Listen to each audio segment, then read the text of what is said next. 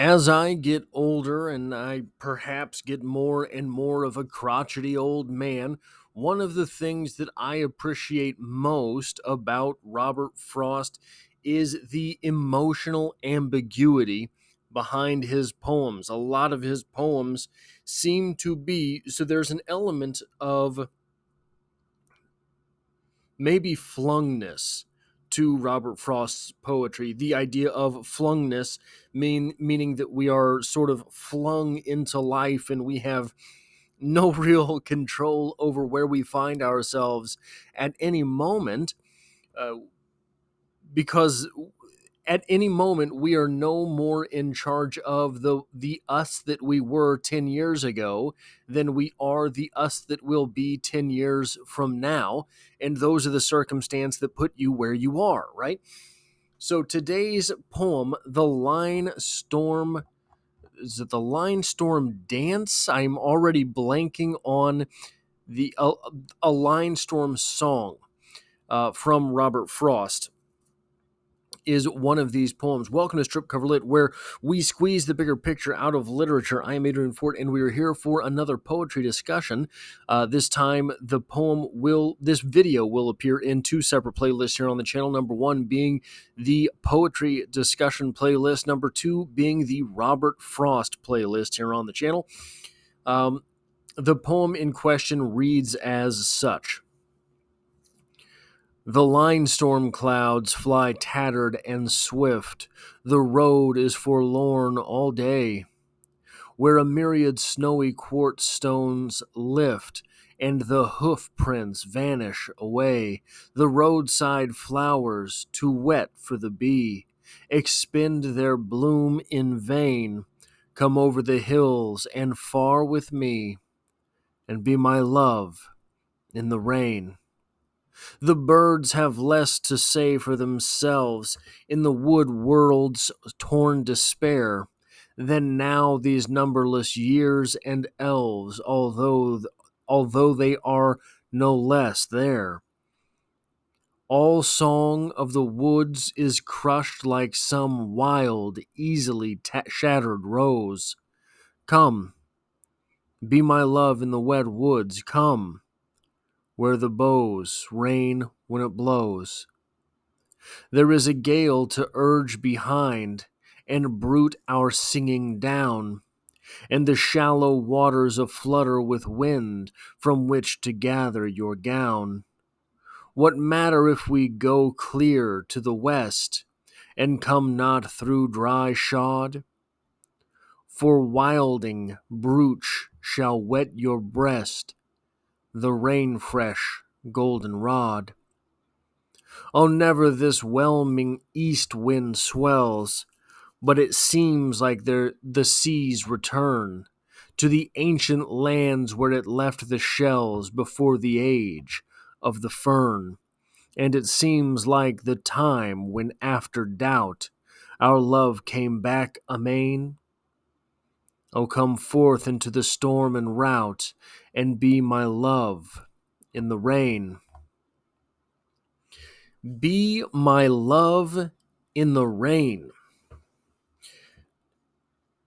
Be my love in the rain is a line that can sound one of two ways. It can sound, be my love in the rain. The rain is just the nature washing over us.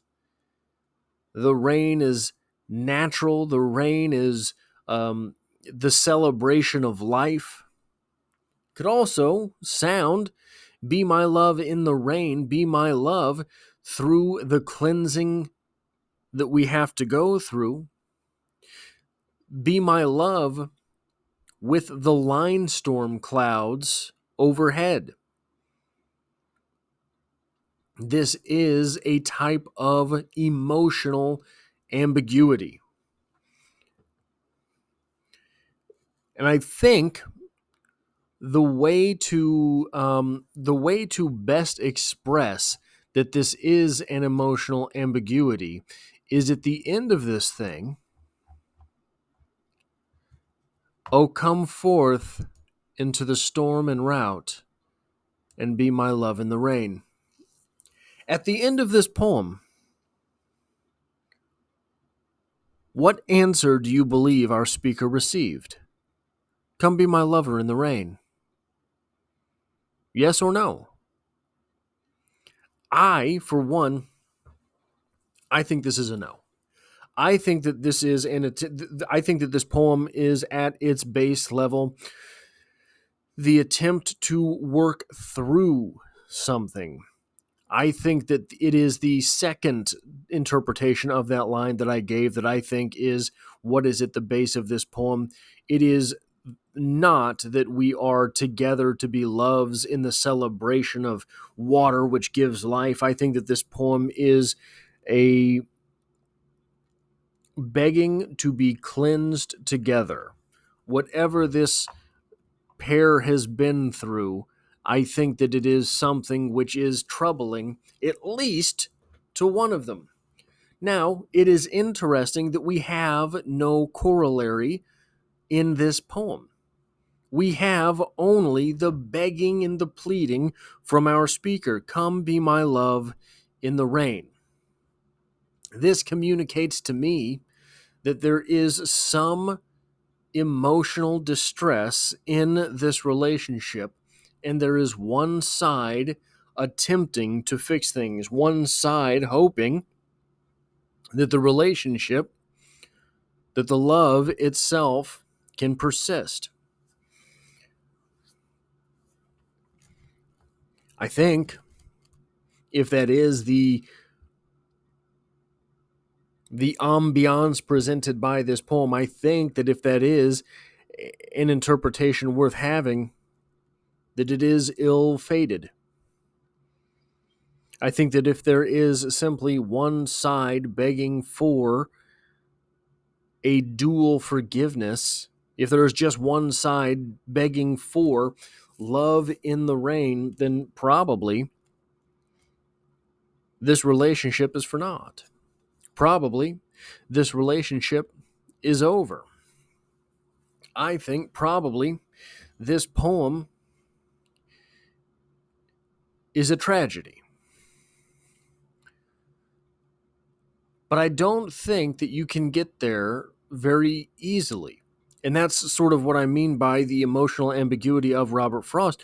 I think that in order for me to make this argument, I have to make this argument. I can't just point at the poem and say, oh, that's a good one. That's a sad one. Oh, that's a good one. That's a happy poem.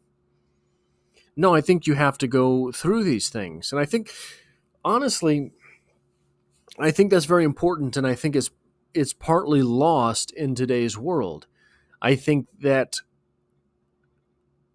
the reader having to work is what makes literature literature.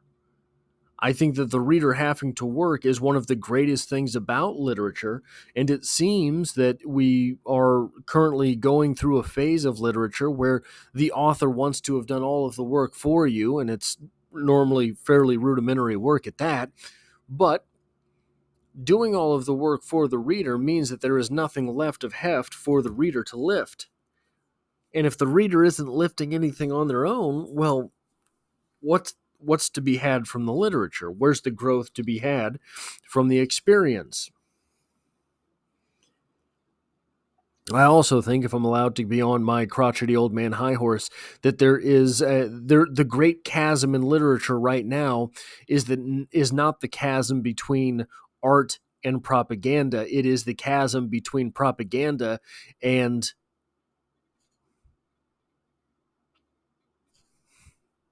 I think that so what do I mean by that? When Robert Frost wrote this poem, I have no doubt, he had an answer. I have no doubt that when Robert Frost wrote this poem, he knew whether this was a happy poem or a sad poem, but leaving the emotional ambiguity out there is what makes this art. I think that there is a whole lot of would-be art today which is left discernibly ambiguous and left ambiguous on purpose, but there's nothing behind it.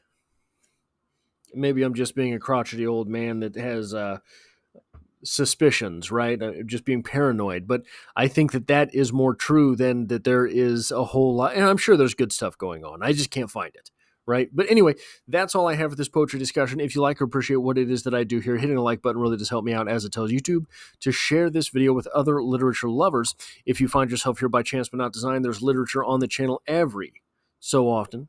Every week there is poetry on Monday, and I hope to have you back for the next one.